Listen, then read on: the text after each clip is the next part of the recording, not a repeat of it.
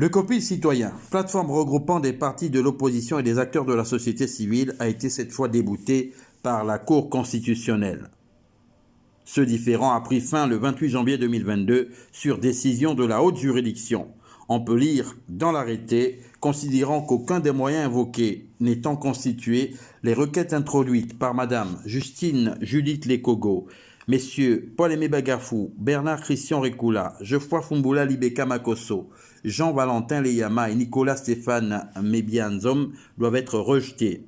Les décisions de la haute juridiction étant sans appel, celle en faveur du gouvernement Rose Cristiano Soukara Ponda vient définitivement acter l'entrée en vigueur du décret 002/PR-MS du 7 janvier 2022 portant modification et suppression de certaines mesures de prévention, de lutte et de riposte contre la propagation du Covid-19.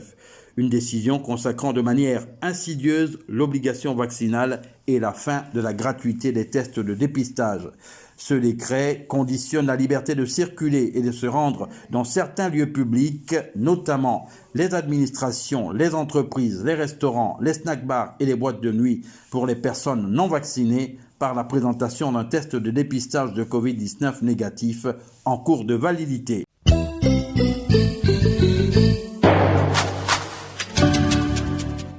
Ce 29 janvier 2022 s'est tenue une rencontre des membres de l'Association des arbitres gabonais à Ovende au siège de la FEGAFOOT.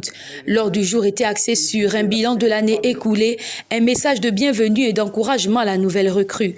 La plus cordiale des bienvenus dans cette salle mise à notre disposition par la Fédération gabonaise de football que nous remercions ici. L'on retient de cette rencontre interactive que le bilan de l'année 2021 en termes d'activité et financier reste positif. Cependant, quelques points sont améliorés, d'où l'objectif de cette réunion. En fait, la réunion de ce jour portait sur l'organisation de l'Assemblée générale ordinaire de l'Association nationale des arbitres de football du Gabon.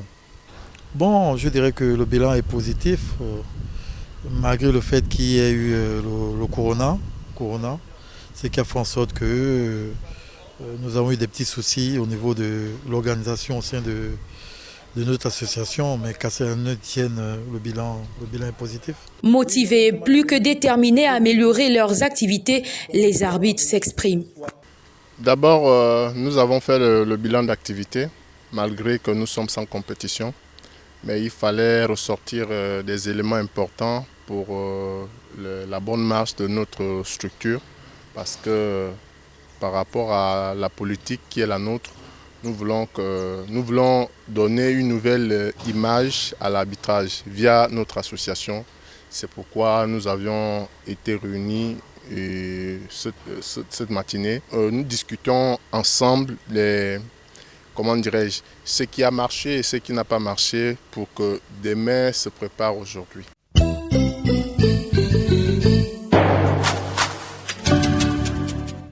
Le capitaine des Panthères du Gabon, en disgrâce avec son club d'Arsenal depuis fin 2021, vient de s'engager avec le club catalan du FC Barcelone pour une durée de 6 mois et une année en option. L'international gabonais, qui ne rentrait plus dans les plans du coach Arteta, rejoint totalement libre l'écurie du coach Xavi Hernandez.